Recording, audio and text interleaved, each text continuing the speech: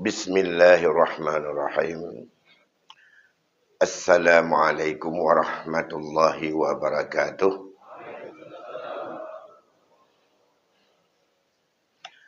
Alhamdulillahilladzi bini'matihi ihtadal muhtadun wa bi'adlihi dhallad dhallun. Allahumma salli fasallim ala sayyidina Muhammadin zawil kiram wa ala alihi wa ashabihi zawid tuqa amma ba'd. Fa ya ibadallah ittaqullaha haqqa tuqatihi wa la tamutunna illa wa antum muslimun. Segenap puji beserta syukur senantiasa kita persembahkan kehadirat Allah Subhanahu wa taala.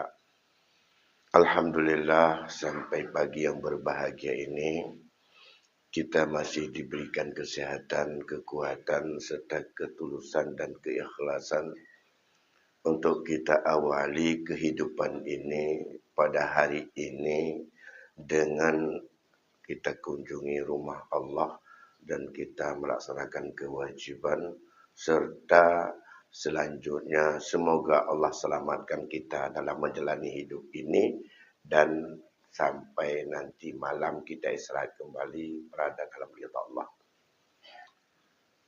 Selawat dan salam keharibaan junjungan kita Nabi besar Muhammad sallallahu alaihi wasallam pada keluarga dan sahabatnya sekalian.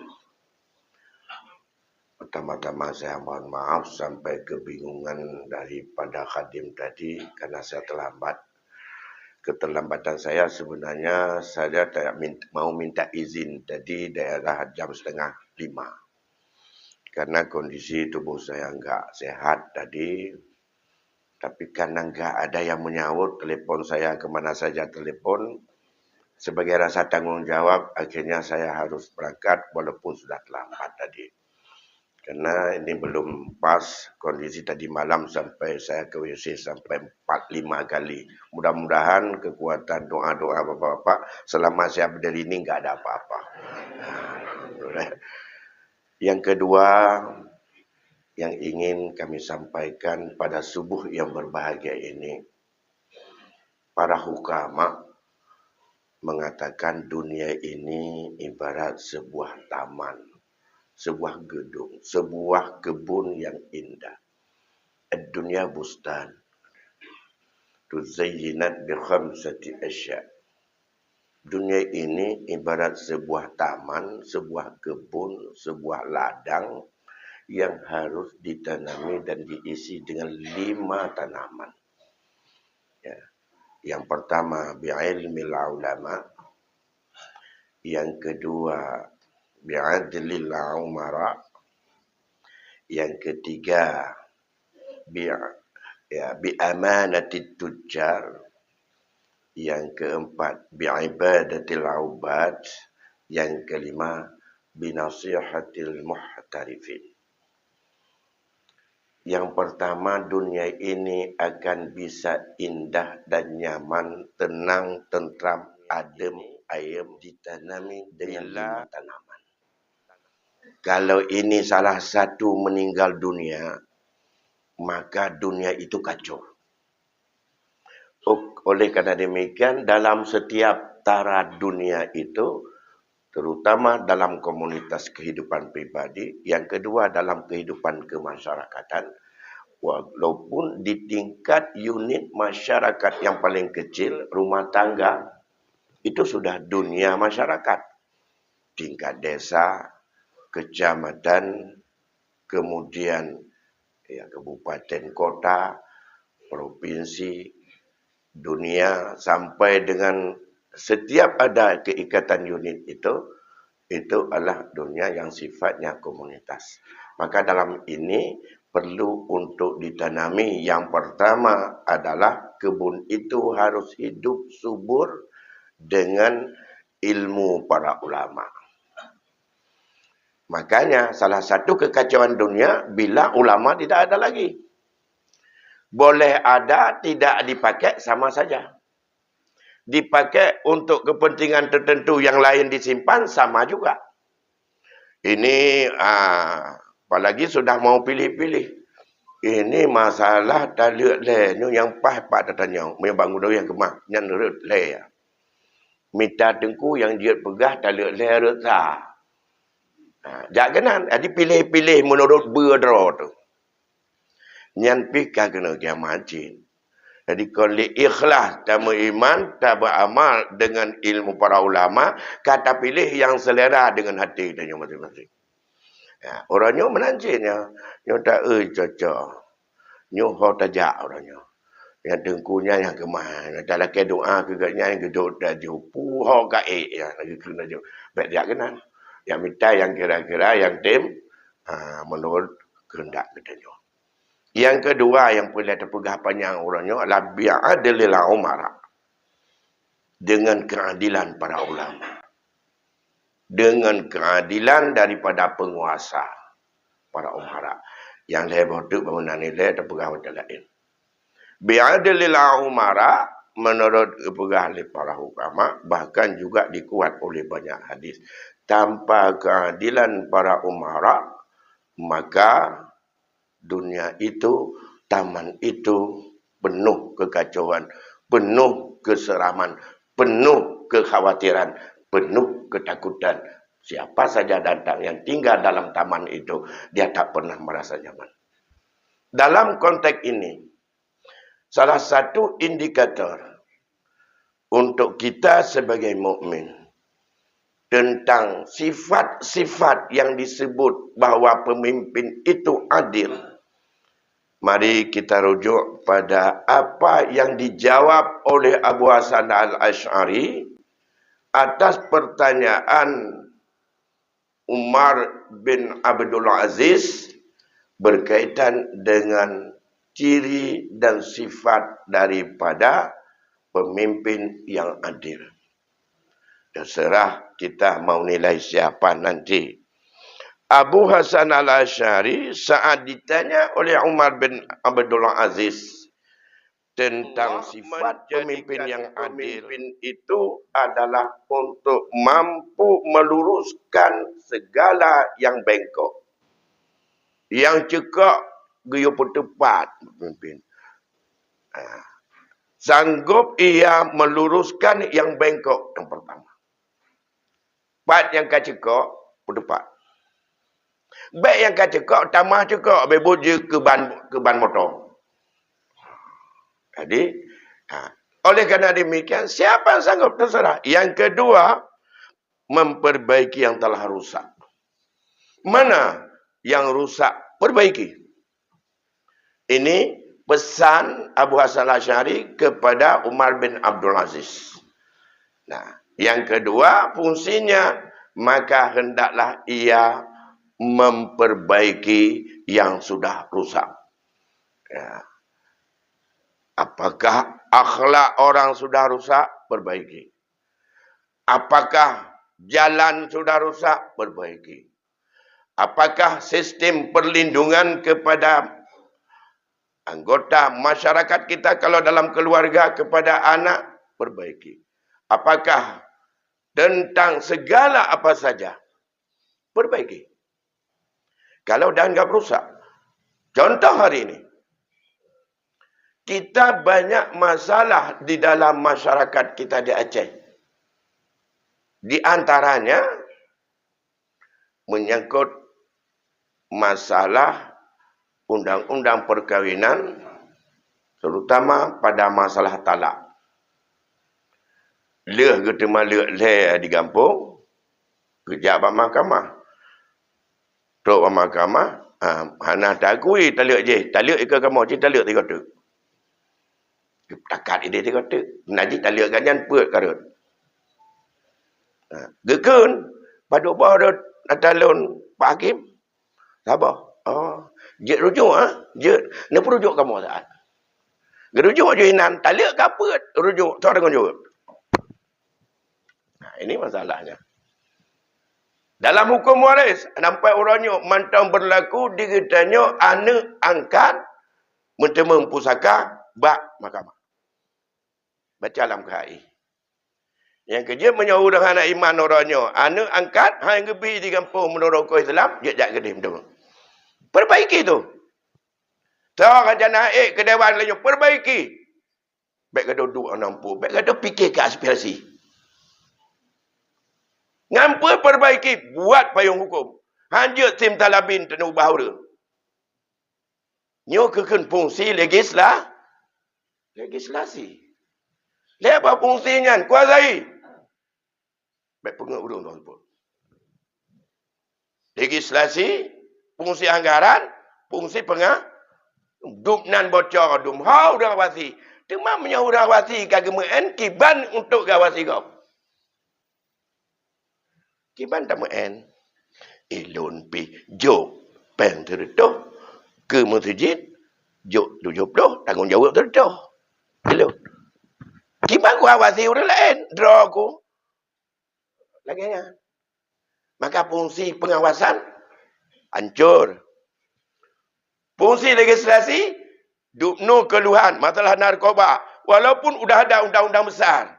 Keistimewaan Lok Semawai masih bisa dibuat. Bagaimana yang lebih teknis sesuai dengan kondisi kita. Di kampung mantau orang yang di masalah narkoba. Ujung pacu mantau pegat aturan kampung. Kota hanjir pegat aturan road. Gaduh tak pegah ipah mama ini. Itu fungsi legislasi. Gak jalan. Bahkan menyahan apa yang hukum tidak bisa ikrah.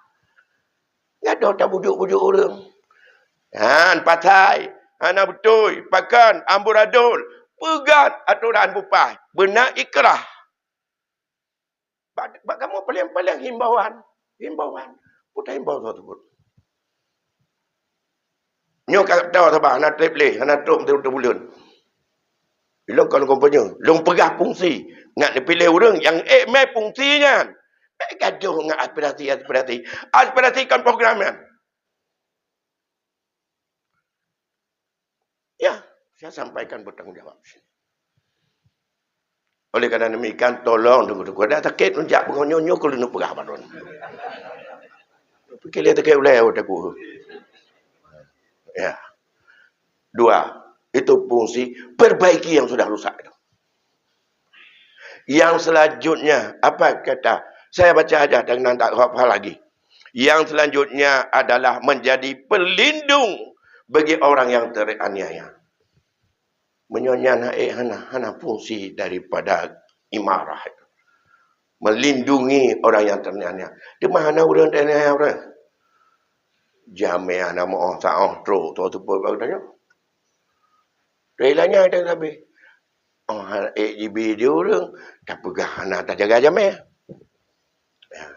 Oh, tapi tu pun nak buat meja jamnya kan? Ini tukang meh ngajak minta mengkapu. Ai rohia lu nak pegah. Kau tak kaya boleh ada. Draw ada cukup hair dekat. Tak terus. Pandai jamnya kau hana pulau lain hana dipakai wajah tapi ada. Kerja harus wajah harus. Mekena orang sebab orang Aceh tak ada kai dan buat harganya kerja kemakan macam ni bangga kau orang Aceh. Nyan orang temerah di rumah ke lihat dori bayar. Tapi menyo orang Melaka walaupun terlihat badan hidup bak galon ataupun bak tempat buminya atau bak pamput tok 5 ribu kerja. Yang kedua lebih bak lihat dori bayar hantar ke bayar ke orang yang rah bayar tu. Yang bangga akai dah. Yang urang tim kerja di rumah tu handa menterdekah. Yang urang sehat hidup buat peminya tu pot tajuk. Bahkan ke dia menterdekah. Yang rah bajai tu. Yang gesak bajai tu. Dia ada tu ribe, padup tu raw. Dah bayar. 10 ribu dah bayar dia. Tajuk terkah lebih becut. Ngana leher tu 5 ribu. Daripada tajuk ke dia. Yang hati-hati. Nyan tu tepat. Nyan ada buih masjid nyojut tak pegat maklumat. Jangan berikan sedekah kepada peminta-minta di sini. Yang kena hidup. Bak pambleh yang tulisnya kena hidup. Ya. Yang ngampu tak cepat menjauhkan dengan hukum. Kiban hukum pegat registrasi. Aturan laki sedekah kiban. Menyambut demeng, tak tahu hukum. Tapi kita nyobek je ke pemain. Berje ke wasit. Ini.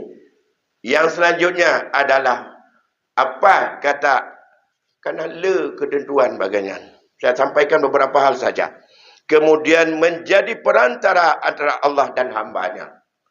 Yang selanjutnya tidak menghukum dengan hukum jahiliah. Kemudian pemegang wasiat anak yatim dan fakir miskin. Kemudian mendidik yang kecil dan mengawasi yang besar. Yang kenyan 7 buah kriteria sifat daripada sidra pemimpin yang gewasiat oleh Abu Hasan kepada Umar bin Abdul Aziz. Dan ulang yang pertama, minta orang yang lagi nyat walaupun tingkat ketanya udip di akhir zaman. Baik untuk legislatif maupun untuk eksekutif. Yang pertama, Allah kepegat Abu Hasan. Kepegat pemimpinnya untuk bereji petepat yang cekok. Yang kedua, untuk kepegat yang karloh. Baik keperloh yang kagat. Yang selanjutnya, membela yang lemah. Letat orang lemah. Lemah ekonomi, lemah pendidikan, lemah pergaulan, lemah bidang. Bermacam-macam kelemahan. Maka, bagi orang-orang yang lemah, bela mereka. Anak ibu-ibu ke orangnya. Bela. Bagaimana kita yang bela? Supaya dia kuat dalam ekonominya. Dia kuat di dalam akidahnya. Dia kuat dalam ibadahnya. Tapi dah. Kemudian yang selanjutnya adalah melindungi terhadap orang yang teraniaya. Letak undurnya. Lindungi. Kiban cara terlindungi. Hanya terlindungi orang per orang katanya. Kalau bukan dengan sistem dan aturan hukum. Yang selanjutnya baru yang keempat adalah menjadi penghubung antara Allah dengan hambanya. Jadi, yang kerja keputusan oleh Umar kepada Abu Musa. Hai Umar, amabak, apa yang kau pegat ikah hanya ditiru oleh anak buah ke? Maka hati-hati apa yang kau lakukan. Jangan sekali-kali kamu seperti seekor binatang. Di mana binatang itu begitu pagi-pagi melihat daripada rumput-rumput yang begitu subur dan menggiurkan. Terus kamu buru-buru ke situ. Makan. Tak pernah kamu tahu bahwa kamu akan disembelih. Kamu binasa. Yang pesan kepada Abu Musa saat diangkat oleh Umar Ibn Khattab sebagai gubernur di Yaman saat itu. Makanya ke pesan-pesan laginya, mari. Maka kesimpulan akhir. Inilah yang dirangkum dalam pesan Rasul, dalam hadis Imam Al-Hakim. Apa kata Rasul? Ala ukhbirukum bi khiyarikum wa syirarikum. Maulah kalian aku tunjukkan siapa pemimpinmu yang paling baik dan siapa pemimpinmu itu yang paling jahat. Tentu saja para sahabat semuanya menjawab, ya Rasulullah. Pemimpin kamu yang paling baik atau khiyarukum alladzi tuhibbunahum wa tuhibbunakum. Pemimpin yang baik yang harus kamu jadikan adalah ia mencintai kamu dan kamu cinta kepadanya. Getanya rakyat sayang ke ganyan, di ganyan sayang ke getanya. Itulah yang paling baik. Kemudian wa tad'u lahum wa tad'u lana. Getanya tamu doa ke ganyan bersihat, igatnya kamu doa ke getanya bermudah rezeki, benar dalam ibadah, benar selalu dalam ibadah kepada Allah. Yang pemimpin. Yang paling buruk pemimpin kepada Rasul. Getanya yang pemimpin yang buruk adalah kamu marah kepada dia, dan mereka juga tak pernah suka kepada kalian. Kita nyo nak galak ke? Kita nyo pisai bengeh dia kaya. Mana ada nak dot kita tak gay. Aku dah impi bro. Bengeh habis bengeh. Ia juga tak pernah senang dan tak pernah dia mencintai kita. Dia membenci kamu, kamu juga membencinya. Nyan pemimpin paling buruk. Demah hon dia demah. Aku tak im rawat. BBE petun nyan pemimpin negara. Nah, kemudian yang kedua, wa tal'anu nahum. Ia melaknat, mengelaknya kamu, dan kamu mendoakan juga dia dilaknat.